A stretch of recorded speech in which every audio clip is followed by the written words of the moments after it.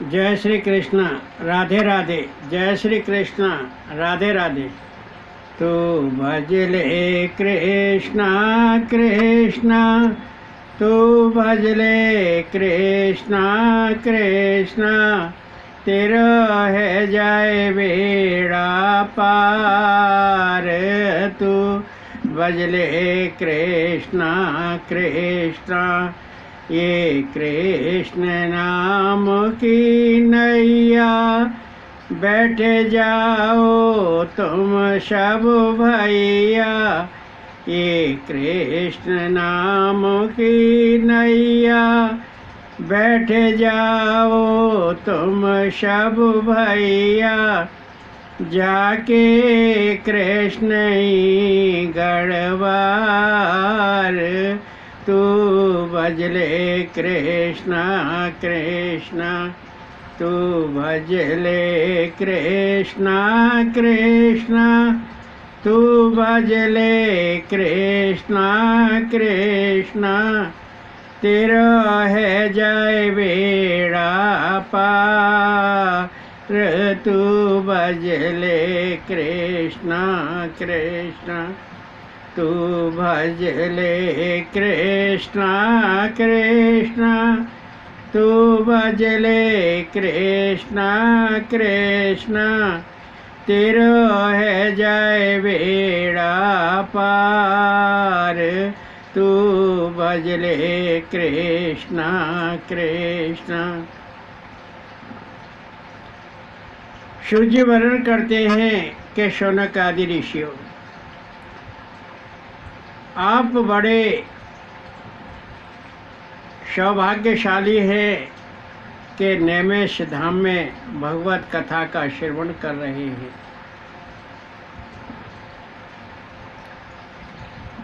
राजा परीक्षित कलयुग का दमन करके और कलयुग को 5 स्थान देकर घर पर वापस आया, नगर में वापस आया। उसने अपना स्वर्ण मुकुट उतार दिया और मन में विचार करने लगा कि आज राजकोष की जांच कर लूं। राजा परीक्षित राजकोष देखने लगा।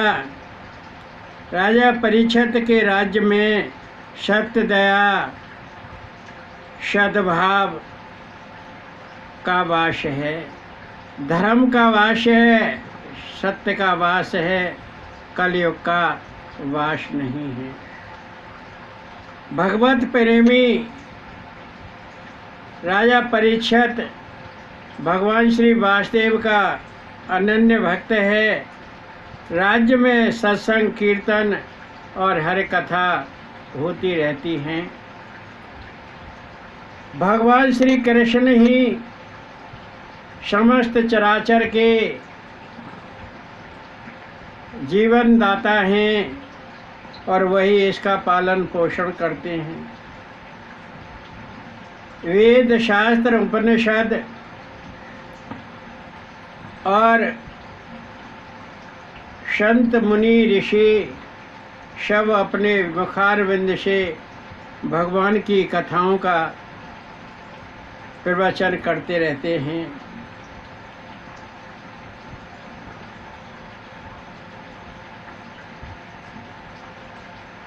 तो राजा परीक्षित अपने राजकोष को देखने लगे।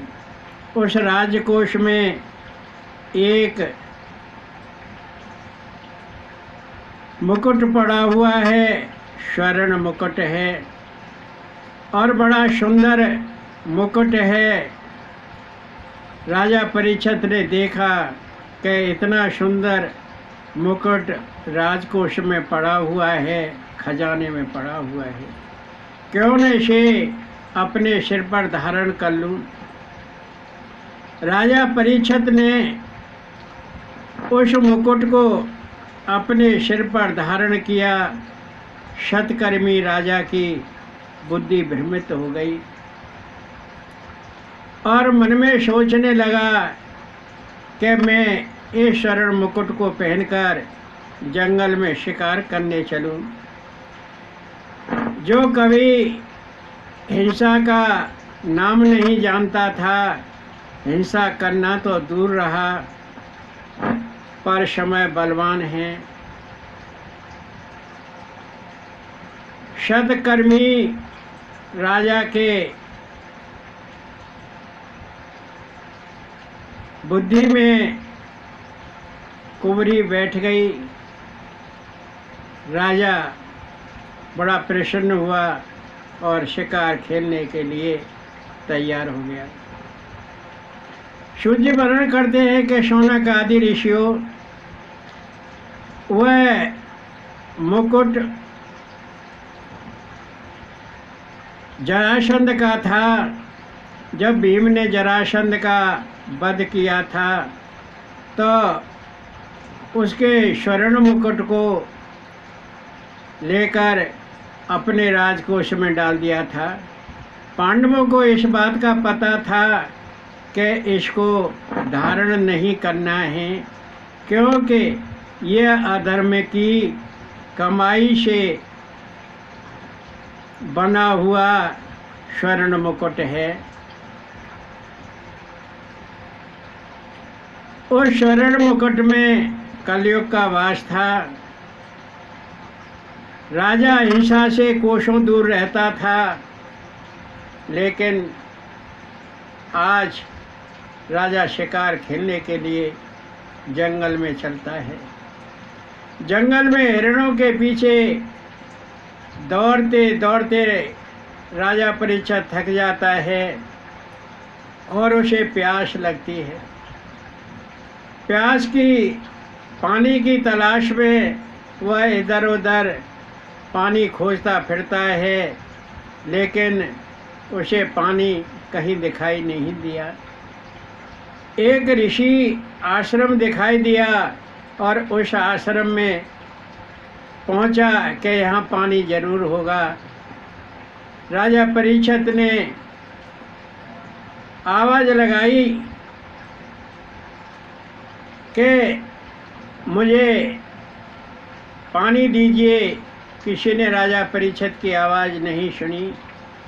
राजा परीक्षित ने अपना बड़ा अपमान महसूस किया और राजा परीक्षित ने ये भी देखा कि एक ध्यानमग्न मुनि बैठा हुआ है, मेरी आवाज़ नहीं सुनना है, मैं प्यासा हूँ। राजा परीक्षित अमर्ष में भर गया और अमर्ष में भरकर, क्रोध में भरकर वह वापस लौटा। रास्ते में उसे एक मरा हुआ सर्प मिला। राजा परीक्षित ने उस मरे हुए सांप को धनुष से उठाया और ध्यानमग्न मुनि के गले में डाल दिया और नगर को वापस आ गया। जब उसने अपने सिर से स्वर्ण मुकुट उतारा तो राजा की फिर सद्बुद्धि हो गई। उसके मन में सद्विचार आए। उसने कहा कि मैं आश्रम में एक ध्यानमग्न मुनि के गले में मरा हुआ सांप डाल आया हूँ। वह मुनि मुझे शाप दे देगा, मेरा सब कुछ भस्म कर देगा। आश्रम में ध्यानमग्न शमीक ऋषि का पुत्र श्रृंगी खेल रहा था और उसने देखा कि एक राजा पिताजी के गले में मरा हुआ सर्प डालकर चला गया है। मेरे पिताजी भगवान के ध्यान में रत हैं, उनको ये आभास ही नहीं है कि मेरे गले में कुछ पड़ा हुआ है। ऋषि कुमार श्रृंगी ने राजा को शाप दे दिया। अंजलि में जल लिया और जल लेकर शाप दिया कि आज से 7वें दिन हे राजा, तुझे तक्षक नामक सर्प डस लेगा और तेरी मृत्यु हो जाएगी। उसके बाद ऋषि कुमार श्रृंगी बालक बड़ी जोर से रोता हुआ अपने पिताश्री शमीक ऋषि के पास आया जो ध्यानमग्न थे।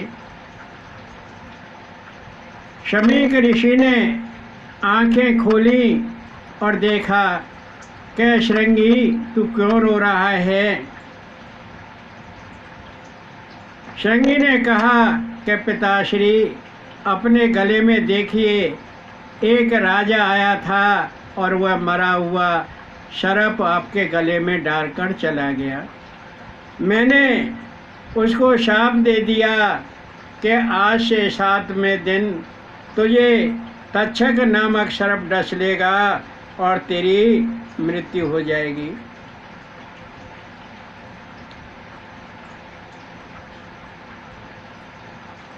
मुनि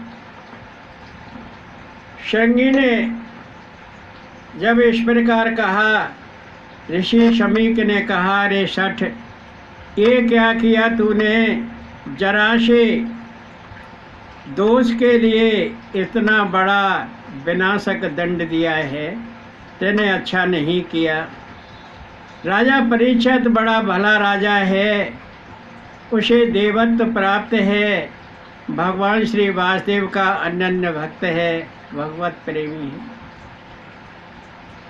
तूने अच्छा नहीं किया। राज्य में राजा ही प्रजा का पालन करता है, वही धर्म और साधु संतों की रक्षा करता है। जब राजा नहीं रहेगा तो धरा पर चोर लुटेरे घूमने लगेंगे, दुष्ट भ्रष्टाचार करेंगे, उपद्रव होने लेंगे और बलात्कार होने लगेंगे। चारों ओर भ्रष्टाचार ही दिखाई देगा। बड़न शंकर पैदा होंगे, उनका कोई निपटारा नहीं होगा। तूने क्या किया? राजा उन दुष्टों को मारकर धर्म की रक्षा करता है, प्रजा का कल्याण करता है। शमीक ऋषि ने बिना ज़्यादा कहते हुए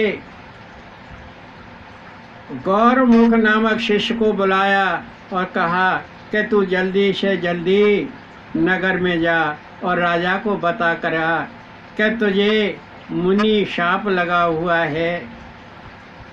आज से 7वें दिन तक्षक नामक सर्प तुझे डस लेगा और तेरी मृत्यु हो जाएगी। गौरमुख नाम का शिष्य तुरंत नगर में पहुंचा और राजा परीक्षित को जाकर सारा वृत्तांत कह सुनाया और कहा कि राजा आप अपना उपाय कर लें। वह गौरमुख नाम का शिष्य राजा को बताकर वापस आ गया। राजा ने सोचा कि तक्षक नामक सर्प डस लेगा और मेरी मृत्यु हो जाएगी। मुझे इस बात का भय नहीं है, परंतु मेरी दुर्गति नहीं हो, मुझे वो काम करना चाहिए।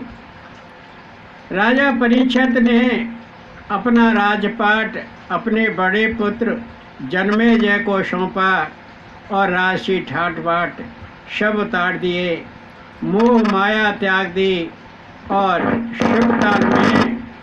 शुभताल में गंगा के पुलन पर जाकर बैठ गया और अनशन करने लगा। गंगा की रेती में बैठकर वह अनशन करने लगा। वहाँ संत मुनि ऋषि तो रहते ही हैं गंगा के तट पर। गंगा के तट का अर्थ है ज्ञान भूमि। जहाँ बैठकर ज्ञान प्राप्त किया जाता है और सद्गति प्राप्त की जाती है, वह गंगा तट कहलाता है। देखकर ऋषि मुनि एकत्र हो गए और वशिष्ठ, च्यवन, अत्रि, भृगु, अरिष्ट नेमि, शरद्वान, अंगिरा, पाराशर, भरद्वाज, विश्वामित्र, मेधातिथि, अगस्त, गौतम, पिपलाद, कवश, कर्ण और मैत्रेय, नारद आदि सब तुरंत एकत्र हो गए। हजारों की संख्या में ऋषि मुनि एकत्र हो गए और राजा को चारों ओर से घेर कर बैठ गए। असंख्य ऋषि मुनियों को देखकर राजा परीक्षित ने कहा कि मैं आप सभी का अभिनंदन करता हूँ, स्वागत करता हूँ, आप सभी का सत्कार करता हूँ। आप मेरे कृपा पात्र बनकर आए हुए हैं, यह जानता हूँ। आप मुझे भगवान श्री वासुदेव की लीलाएं सुनाइए। तक्षक नामक सर्प मुझे डस लेगा, इसका भय नहीं है। आप भगवान की लीलाओं का श्रवण कराइए। सूची वर्णन करते हैं कि शौनक आदि ऋषियों, राजा परीक्षित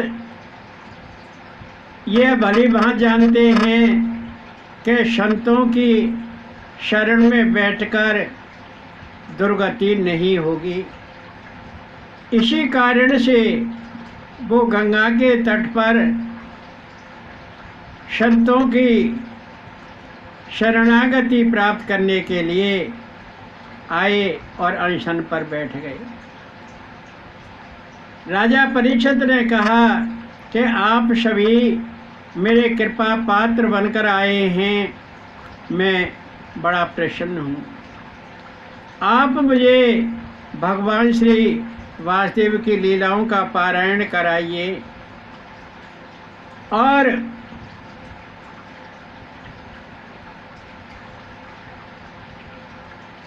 मेरे दो प्रश्न हैं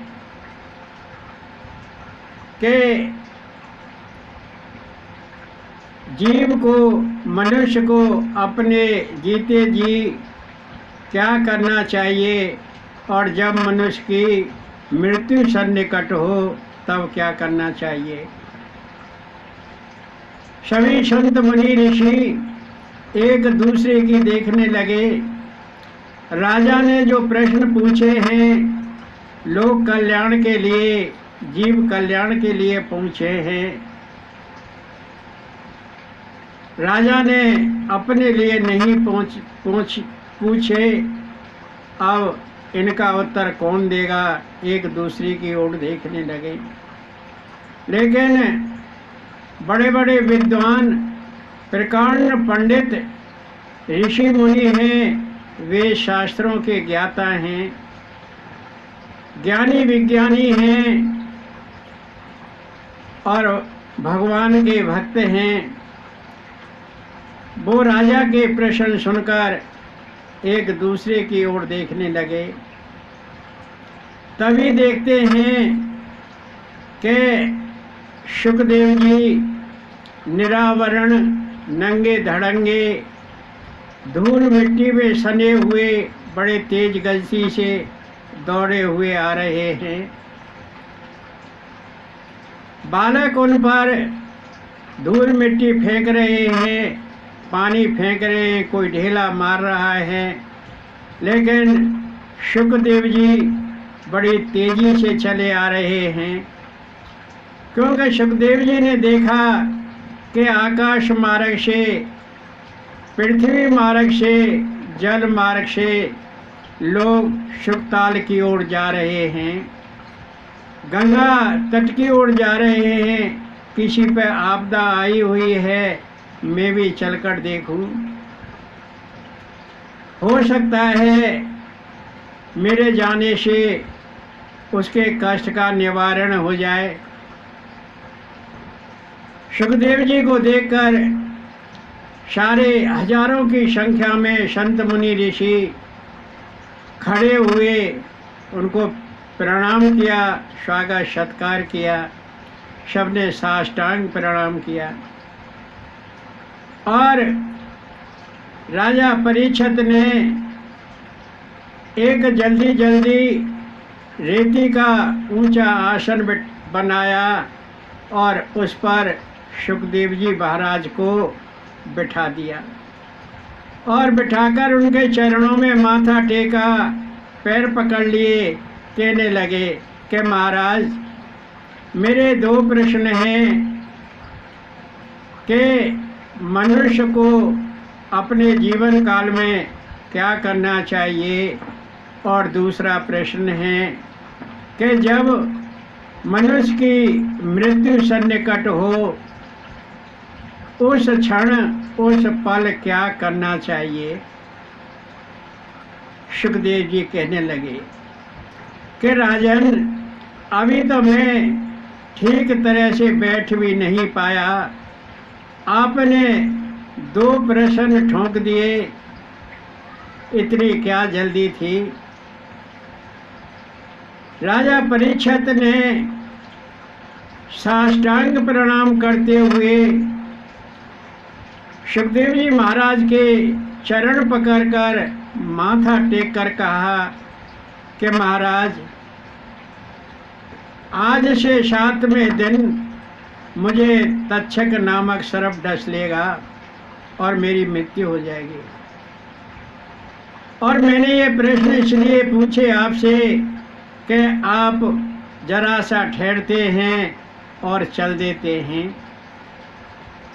और यदि आप उठकर चले जाते तो मेरे प्रश्नों का उत्तर कौन देता।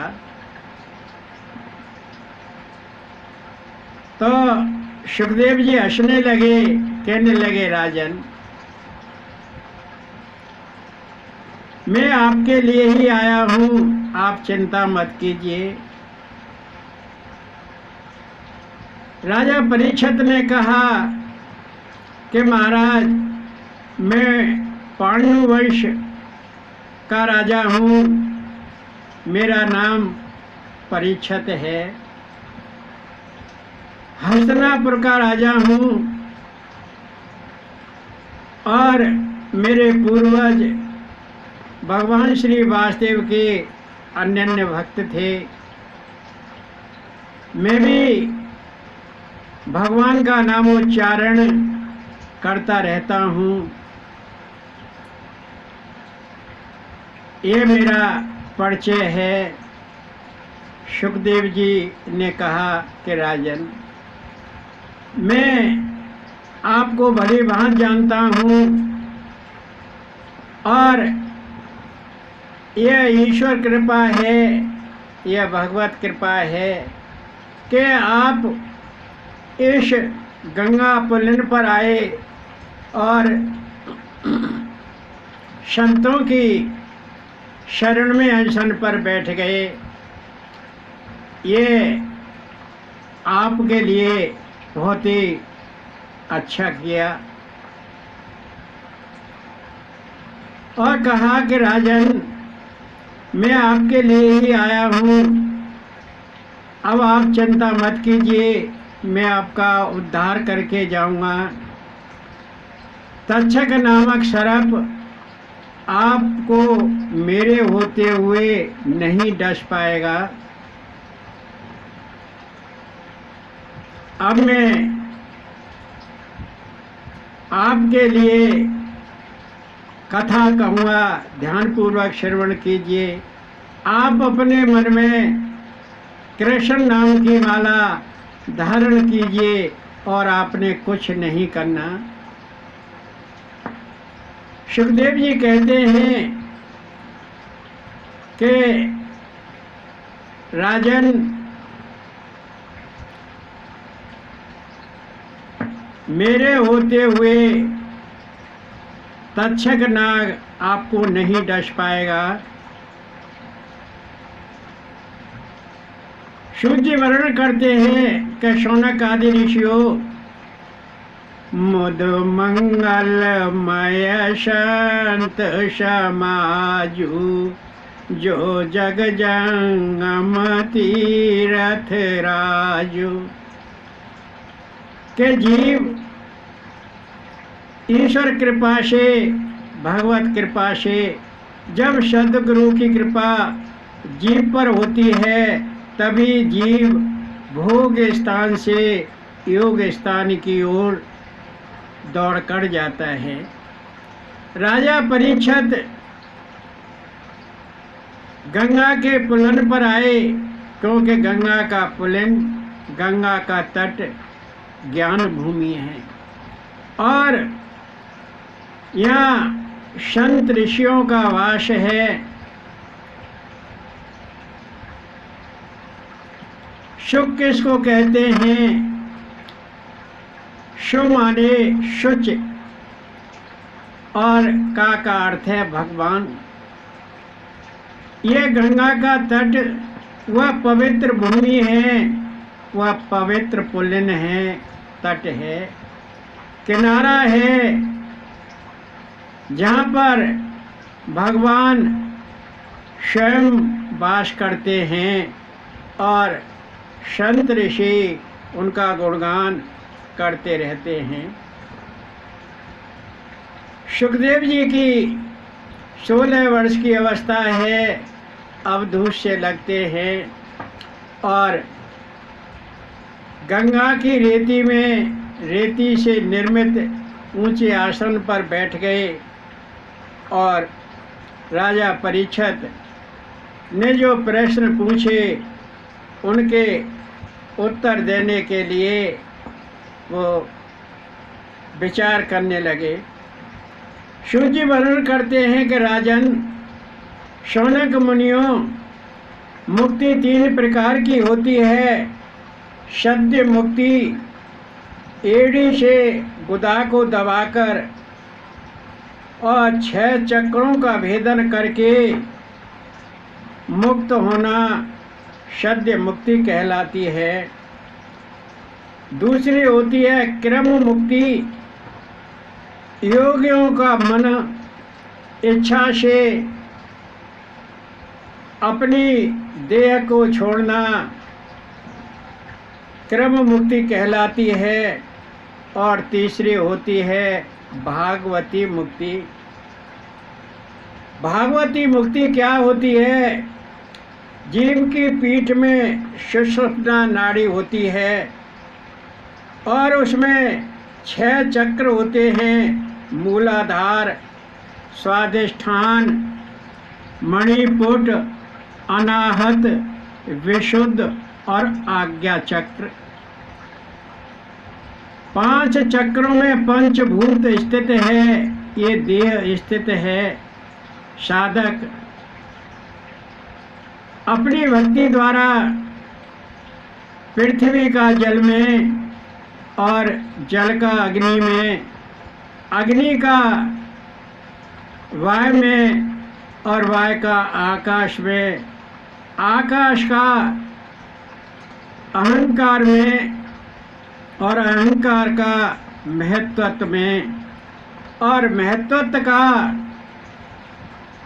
प्रकृति में लय हो जाता है। इस प्रकार इस देह की मुक्ति होती है, वह भागवती मुक्ति कहलाती है। जीव की 9 प्रकार की आसक्ति होती है। कृष्ण भक्तों, आप ध्यानपूर्वक श्रवण कीजिए कि मनुष्य की आसक्ति 9 प्रकार की होती है। अर्थ हुआ कि मनुष्य 9 प्रकार की आसक्तियों में वास करता है, रहता है। जननी माता, जनक पिता, बंधु भाई, सुत पुत्र और दारा स्त्री, तन शरीर, धन स्वार्थ और परिवार, इन 9 आसक्तियों में जीव संलग्न रहता है। काकभूषण ने पक्षीराज गरुड़ को जब राम कथा का श्रवण कराया था तो यही कहा था कि तू भगवान के चरणों में प्रेम कर, क्योंकि पक्षीराज गरुड़ को भ्रम हो गया था, संदेह हो गया था। इसलिए वो काकभूषण के पास पहुंचा था और अंत में काकभूषण ने उसको कथा श्रवण करा के यही कहा था कि तू भगवान के चरणों में प्रेम कर। और पक्षीराज गरुड़ की वह बुद्धि जो भ्रमित बुद्धि थी सद बुद्धि में बदल गई और वह भगवान के चरणों में पहुंच गया।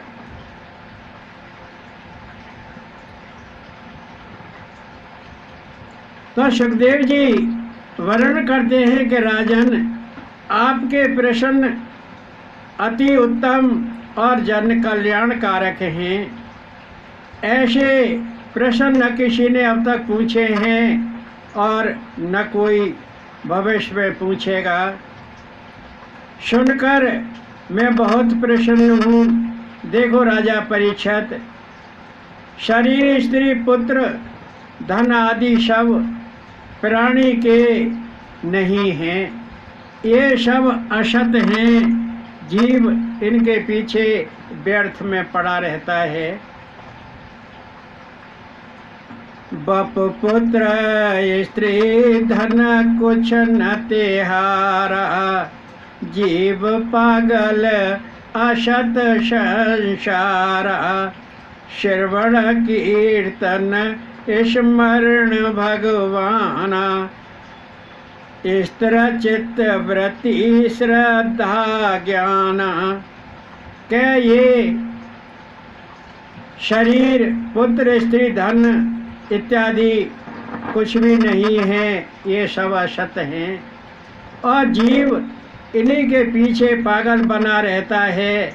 भगवान का श्रवण कीर्तन और ध्यान करो, अपने मन को स्थिर करके श्रद्धा पूर्वक भगवान में रत हो जाओ।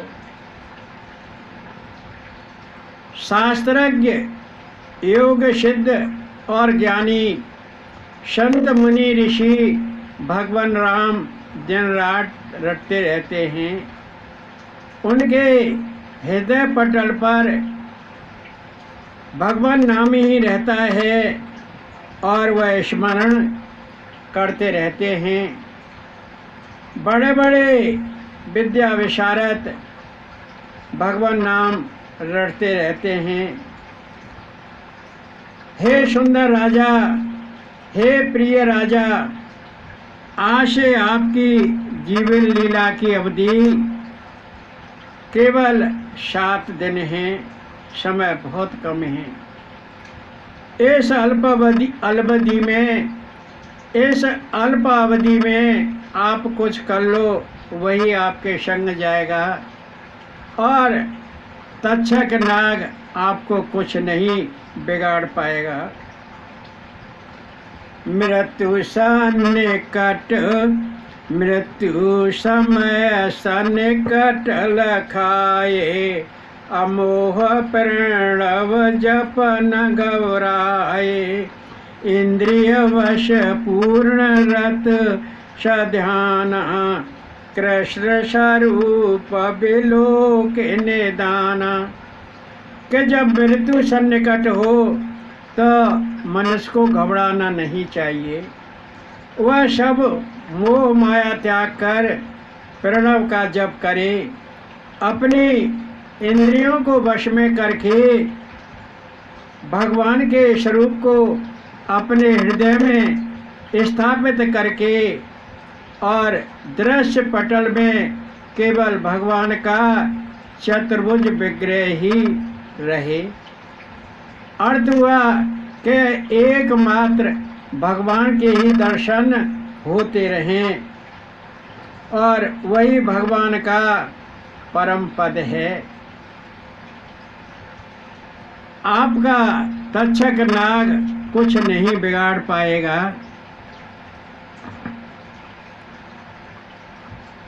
सुखदेव जी कहते हैं कि राजन, जब जीव का मृत्यु समय सन्निकट हो, सब त्याग कर भगवान का भजन करे, भगवान का ध्यान करे और पंचभूत महत्व, अहंकार और प्रकृति, इन 8 तत्वों से निर्मित यह शरीर है। मस्तक को स्वर्गलोक और भूविलास को ब्रह्मलोक कहते हैं, नाभि को आकाश कहते हैं। देखो राजन, भगवान का महत्व ही चित्त है और रुद्र अहंकार है और भुजा, मुख, जांग और चरण क्रमशः है। ब्राह्मण, क्षत्रिय, वैश्य और शूद्र हैं। इंद्रियों को वश में करके एड़ियों से शिशन और गुदा को दबाकर अपनी प्राणवायु को ऊपर की ओर खींचो और 7 द्वारों को, 2 आँख, 2 कान और 2 नाक, 1 मुख को बंद करके प्राणवायु को भुवों के बीच में ब्राह्मी में स्थित कर दो। वही आज्ञा चक्र कहलाता है, वही ब्राह्मी स्थिति कहलाती है। और भगवान का जप करते करते, प्रणव का जप करते करते ब्रह्म रंध्र से सांस निकालकर इस शरीर को छोड़ दो। शुद्ध चित्त वृत्ति से भगवान श्री वासुदेव का श्रवण कीर्तन स्मरण करो और अंत में भगवान से आपका साक्षात्कार हो जाएगा और आपको भगवान श्री वासुदेव मोक्ष पद प्रदान कर देंगे। सुखदेव जी वर्णन करते हैं कि राजन, आपके एक प्रश्न का तो मैंने उत्तर दे दिया, अब दूसरे प्रश्न का उत्तर संक्षिप्त में दूंगा और क्योंकि समय बहुत कम है, केवल 7 दिन की अवधि है, तो उसको मैं संक्षिप्त में आपको विभिन्न कथाओं का श्रवण करा के आपका उत्तर दूंगा।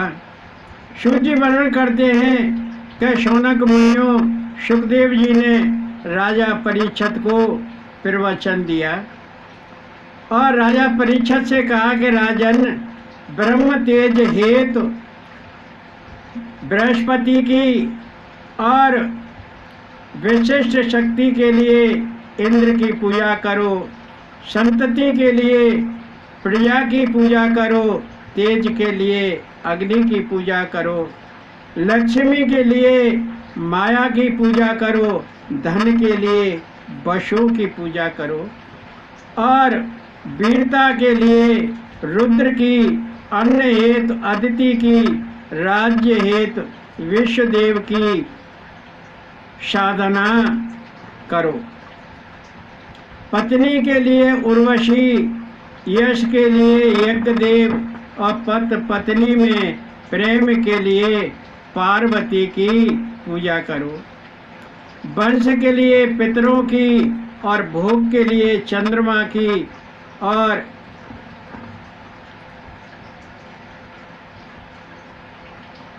यश के लिए यज्ञ देव की पूजा करो। राजन, जीव भगवान वासुदेव की लीलाएं, कीर्तन और सत्संग आदि का श्रवण करे सुने, त्रिगुणमयी तरंगें जीव की स्वतः ही शांत हो जाती हैं और उसे मोक्ष पद प्राप्त हो जाता है।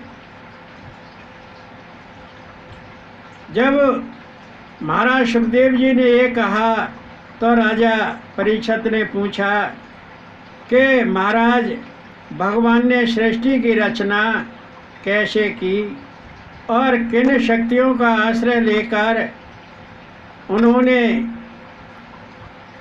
इसकी रचना की और इसका पालन करते हैं? भगवान तो अकेले हैं, ये सारा काम वह किस प्रकार करते हैं? सुखदेव जी वर्णन करते हैं कि राजन, भगवान पंचभूतों से जीवों के शरीर की रचना करते हैं और जीव रूप स्वयं उस पंचभूत देह में प्रविष्ट हो जाते हैं। भगवान 16 कला युक्त हैं, 5 कर्मेंद्रिय, 5 ज्ञानेंद्रिय, 5 प्राण और 1 मन। संत भगवान के मुखारविंद मकरंद रूपी ज्ञान सुधा का आनंद लेते रहते हैं। तो यही प्रश्न नारद जी ने ब्रह्मा जी से पूछे थे। तो हे राजन, आप ध्यानपूर्वक श्रवण कीजिए। नारद जी ने ब्रह्मा जी से पूछा था कि आप सर्वस्व चराचर के रचयिता हैं, सृष्टि का आधार क्या है, सृष्टिकर्ता कौन है और पालन करता कौन है, इसका प्रलय कैसे होता है, यह किसके अधीन है, रचना हेतु ज्ञान पिताश्री आपको कहाँ से प्राप्त हुआ, आपका स्वामी कौन है, आपका स्वरूप क्या है, आपने अकेले ही इस सृष्टि की रचना कैसे की, आप स्वयं ईश्वर हैं, क्या कोई आपसे भी बड़ा है, वह कौन है, आपने किसका तप किया, मुझे संदेह है, ये सब बातें बताइए। सुखदेव जी वर्णन करते हैं कि राजन, ब्रह्मा जी ने नारद से कहा कि बेटा, आपने दिव्य प्रश्न पूछा है, ऐसा प्रश्न आज तक किसी ने नहीं पूछा। सूक्ष्म से परे अति सूक्ष्म है और अति सूक्ष्म से परे पर ब्रह्म है।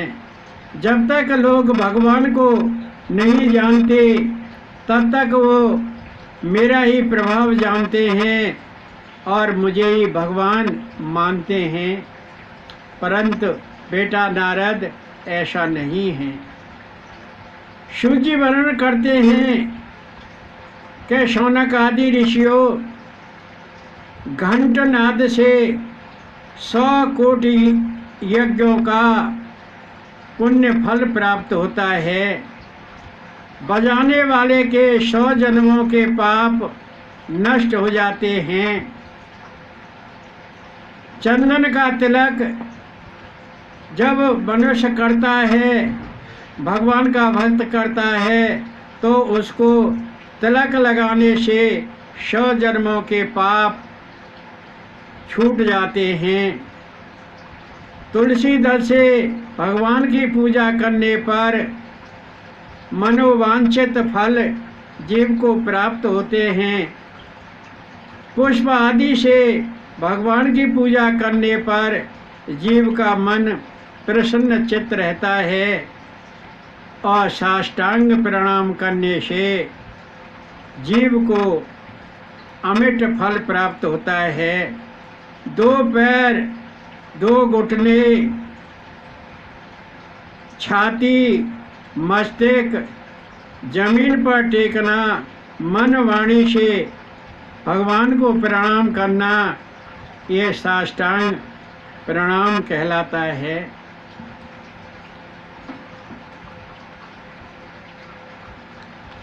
तो इस प्रकार सूत जी ने शौनक मुनि आदि ऋषियों को सुखदेव जी द्वारा राजा परीत को कथा श्रवण कराई और वही कथा उन ऋषि मुनियों को श्रवण कराई। आइए,